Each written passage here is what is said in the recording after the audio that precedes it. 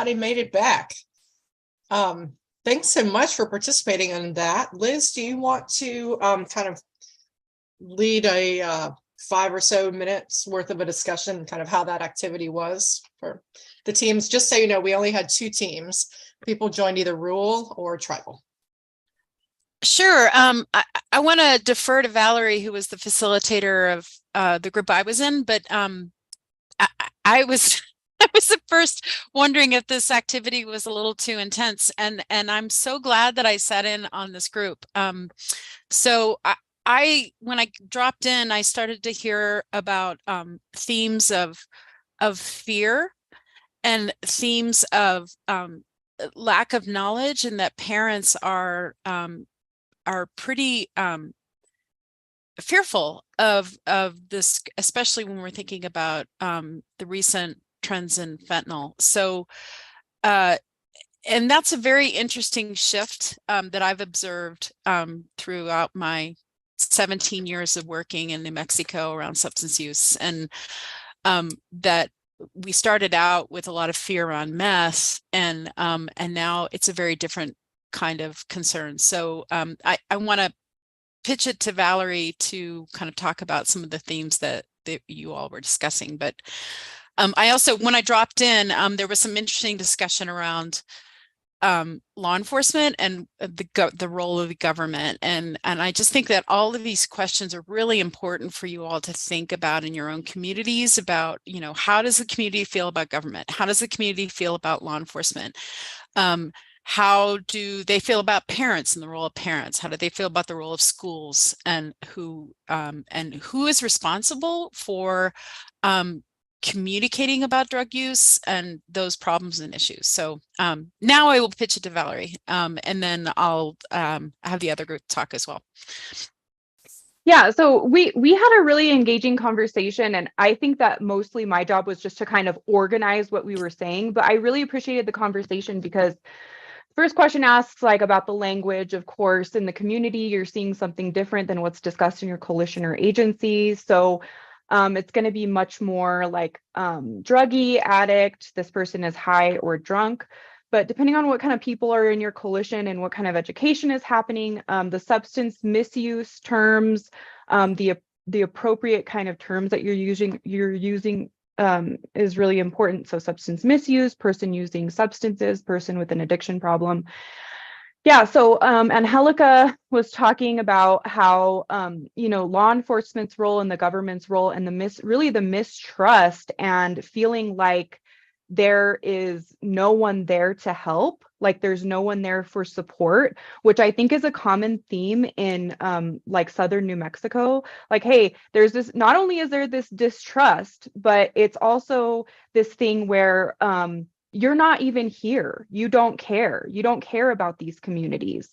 So that was really interesting to me. And then the familial culture of it all, you know, Angelica brought up a really good point about like the tactics of the cartel, which are really smart. Like they get the kids when they're young, right? When kids are young, that's when they're most influential. And then they implement this kind of psychological manipulation.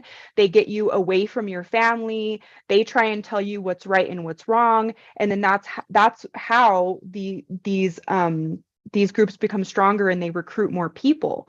Yeah, I mean, we talked about how that can possibly be like kind of intercepted, I guess is the word. So maybe through family culture, opening up the conversation, talking about where substances are coming from, talking about what's happening, trying to decrease the fear surrounding these groups of, you know, people selling drugs, i.e. the cartel. Maybe involving groups in which they feel comfortable talking to or receiving education from. So, you know, talking to parents, talking to kids about these problems, talking about really what is the core of the problem, which, as Liz mentioned, is fear. And then the education aspect of it, we talked about a little bit more: familial bonds, not beating around the bush, engaging entities to educate and decrease the fear. In terms of evidence within our communities, We talked about the significance of involving both qualitative and quantitative data in these instances, as long as the quantitative data is really easily understood and there's like pictures to really home in on what the issue is and how that can be best relayed. And then having a lot of qualitative data, because a lot of cultures within our communities, that's really where the most of the trust comes in. You're having these conversations, you're having these your storytelling, right? So that qualitative piece is going to be very important. And then the medicinal, the last question involved like, what are some of the cultural values in your coalition and community, et cetera? Within our communities, there's certain drugs that are seen as medicinal, as many of you know. There's cultural norms surrounding alcohol misuse. So basically connecting any celebration or any time of happiness to alcohol is a big issue, because anytime that you're having fun or celebrating, there's alcohol involved, and then you automatically connect that in your brain to, okay, well, anytime that I'm going to be having fun, there's going to be alcohol involved. Yeah, I'm doing some education surrounding that, and then kind of really talking about and opening up the discussion surrounding the cultural norms within the family and the community regarding substance misuse. Thanks.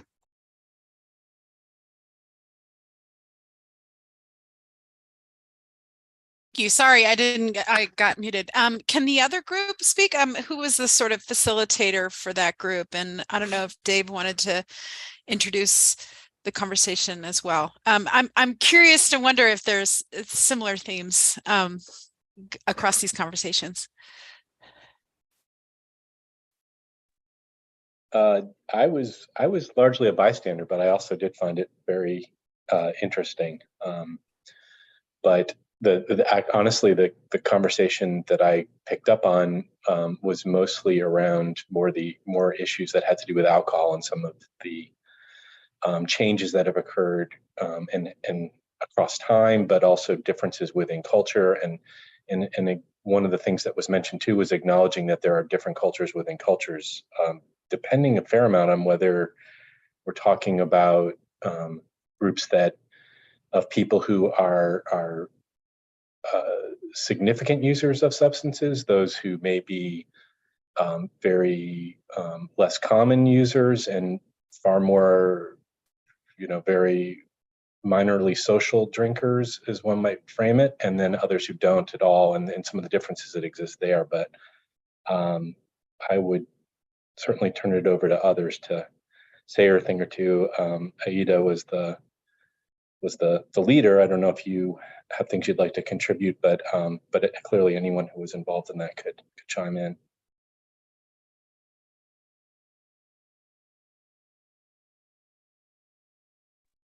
Hello, I was just kind of facilitating. But yeah, I think where is she? Ardena, right, was speaking about talking to an elder who said that when they were younger, they would see alcohol use as more of a social thing, and it was a very small amount, and then they would go home and it wasn't a thing anymore, right? And there was also like talk, we got cut off right when that was coming up, but just the content level of alcohol in drinks now has increased or changed, and these are things that I would never know about, right? Because I wasn't around 80 years ago. So it's really good to get these kinds of perspectives from elders that we wouldn't have the opportunity if we didn't have these conversations.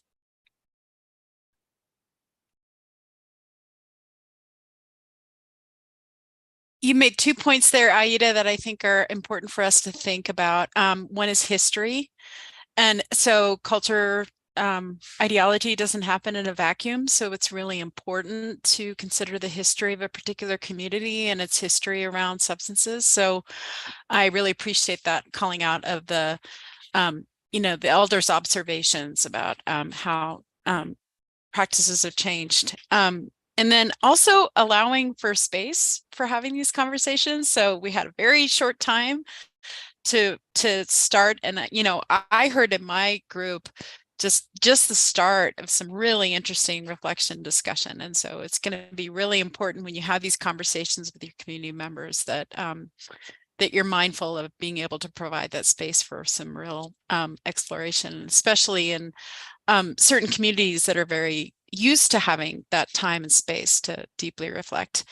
I think another thing I heard too was the importance of subcultures. So I was thinking of, and there's many ways that we can frame that, but I often think about like law enforcement culture versus community culture or school culture versus law enforcement culture. So thank you for that. Other points that came out from that group? And I think we're almost up to the break. Speaking of too much, not enough time.